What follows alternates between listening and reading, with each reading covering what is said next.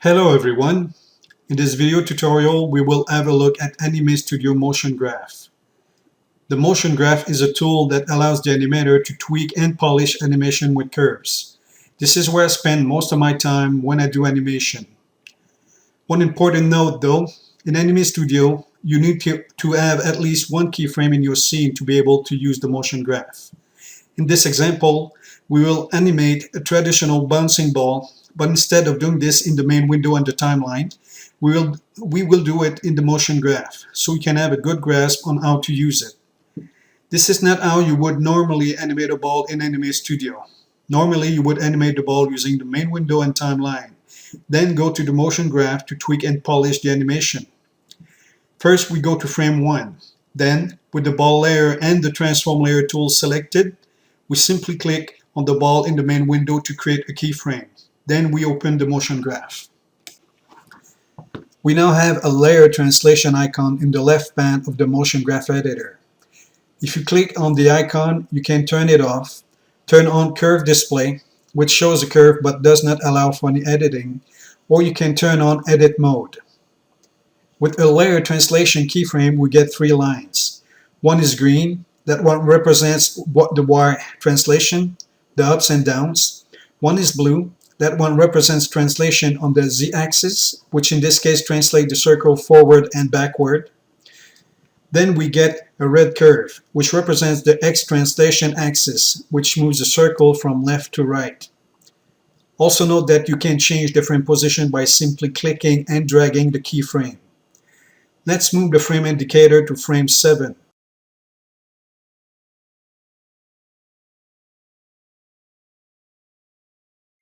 You can zoom in a little bit if you need to. Then right-click on the red line of the indicator and click on Add Keyframe. This adds a new keyframe in both the timeline and the motion graph. Translate the red curve upward a bit to move the ball to the right. Then move the green curve so the ball touches the ground. Then go to frame 12. Then repeat the procedure to move the ball. Keyframes are automatically created.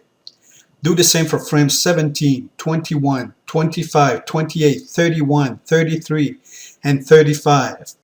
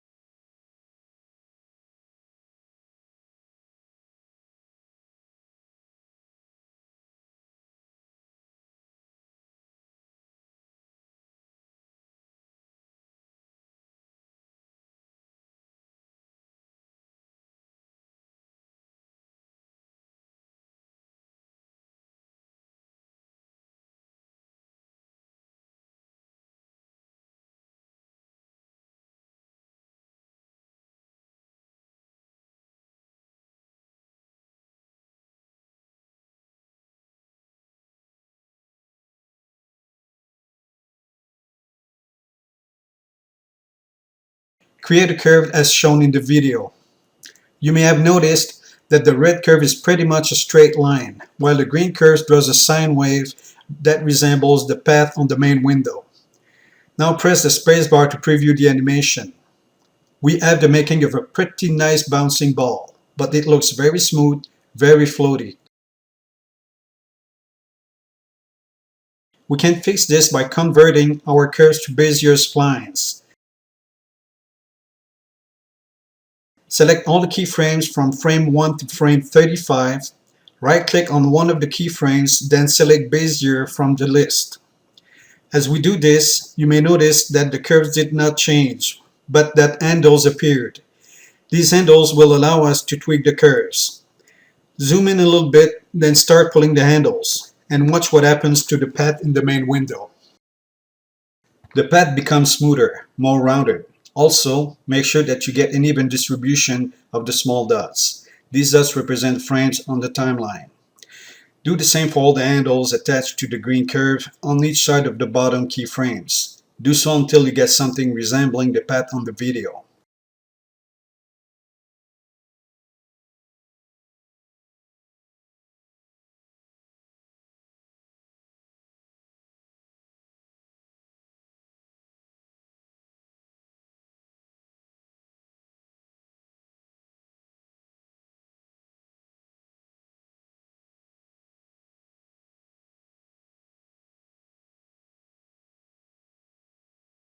Now that we are done with the green keyframes at the bottom of the graph, let's have a look at those at the top. As you can see, they are very pointy, which is not what we want. We want very smooth curve at the top, where the ball slows down. We do this by locking the handles. To lock a handle, you only need to grab the handle on either side of a keyframe, then bring it so it's in line with the handle on the other side. The handle will eventually lock itself. You can break a handle by dragging one of the side while holding the Alt key. Once the handles are locked, make them flap on all the top green keyframes. As you do this, you will notice that the top part of the path in the main window becomes much smoother, which is exactly what we want.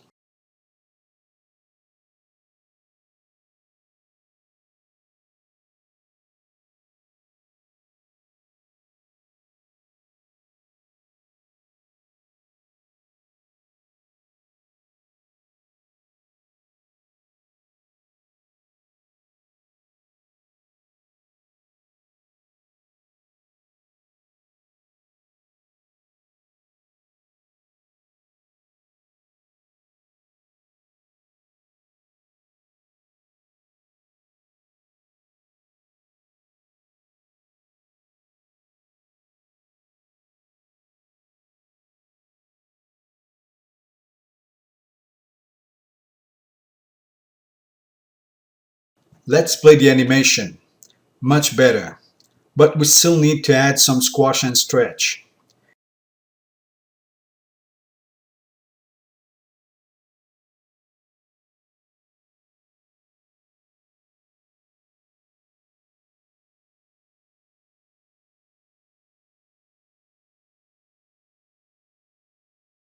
To create a squash, go to frame 7, where the ball touches the ground. Then do a small scale on the y-axis. This creates a new icon in the motion graph called Layer Scale. This gives us access to curves to scale our ball in the X, Y, and Z axis.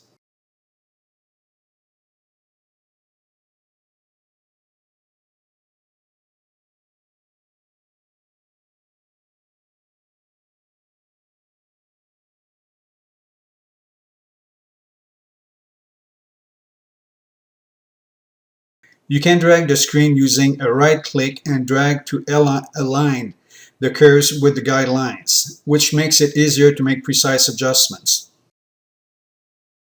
Adjust the curves in the negative for the green and the positive for the red in equal distance, which will make for a nice squash.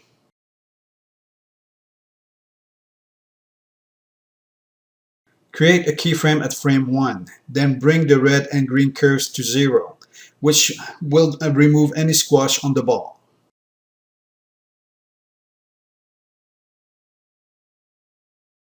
Copy that new keyframe, then paste it on every top of the curve so that there is no squash when the ball is at its highest.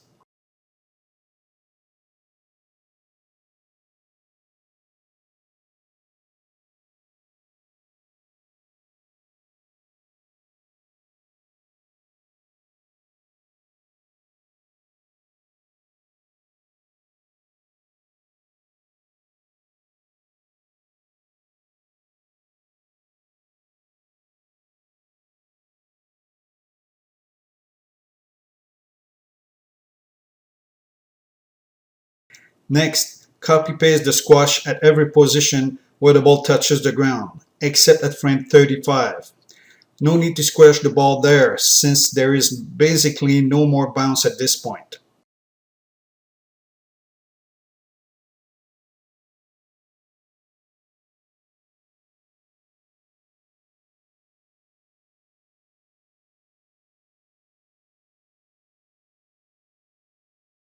Play the animation. We now have a basic squash for the ball.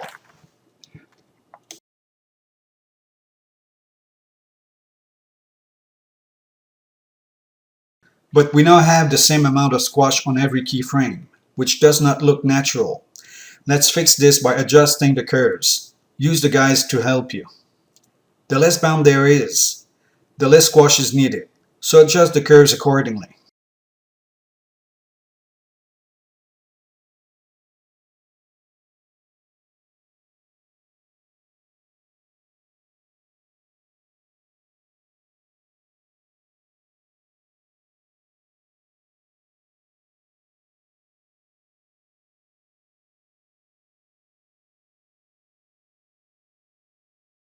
Play the animation again. Much better.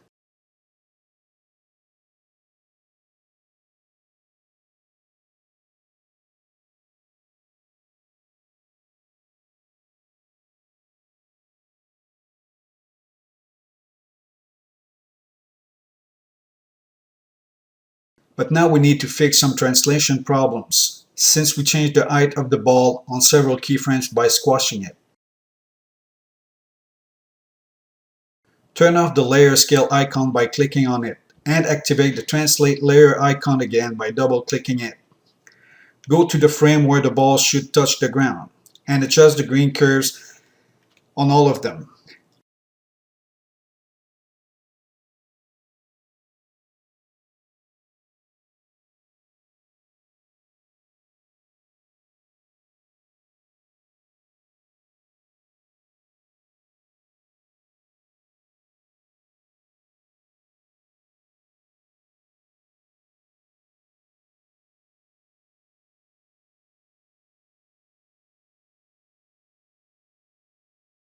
Play the animation again.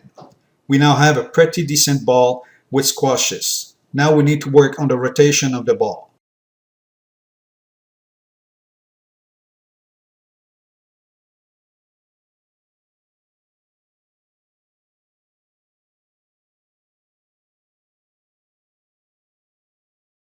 Same as before, turn off the active icon. Then go to a middle frame between frame 1 and frame 7. Then, in the main window, rotate the ball as shown in the video. This creates a rotation layer icon in the motion graph. Copy and paste that new keyframe on the right side of each curve of the pad, as shown in the video.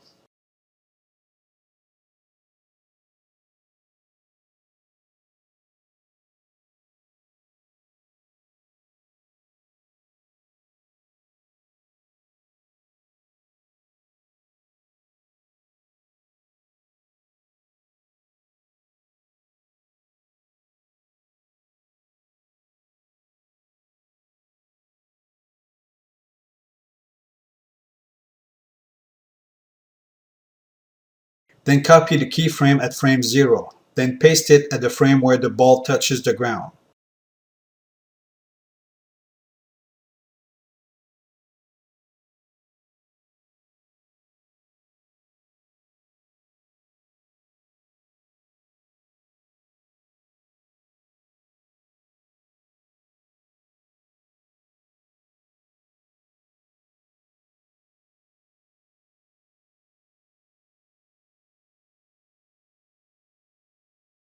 Next, go to a middle frame between frame 7 and 12. Create a keyframe, then adjust the curve so the ball faces the right way on the pad in the main window. Copy that keyframe on every corresponding frame on the pad, except the last one, as shown in the video.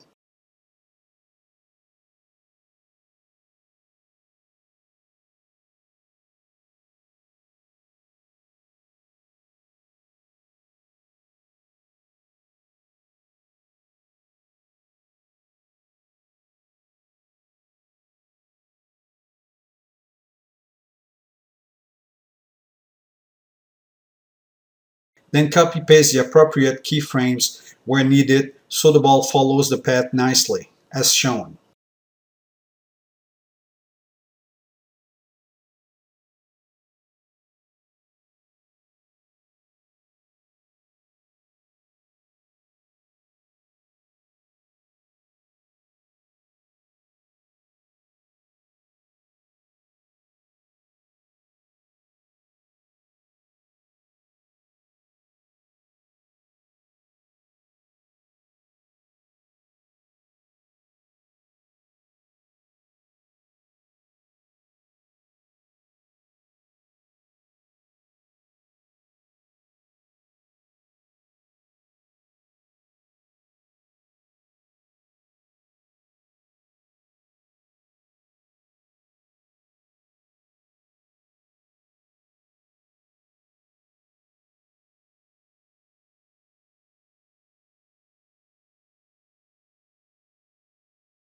Play the animation.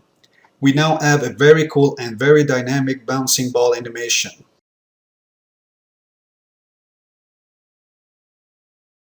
Last thing we need to do is adjust the ease out of the ball after it stopped bouncing. Turn off the layer Z rotation icon, then turn on the layer translation icon.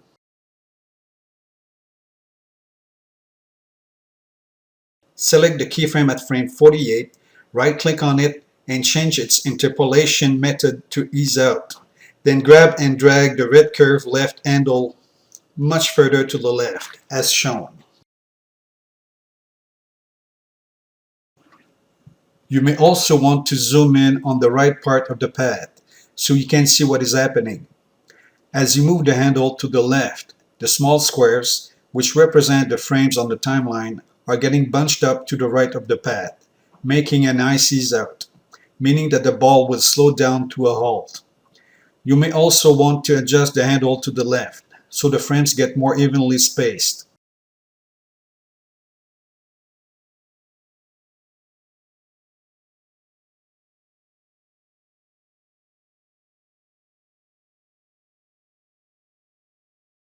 Play the animation.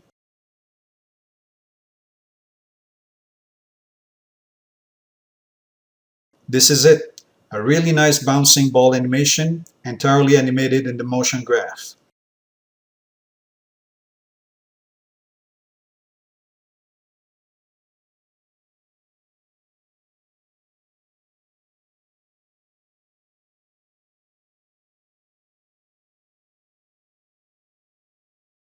I hope this was useful to you.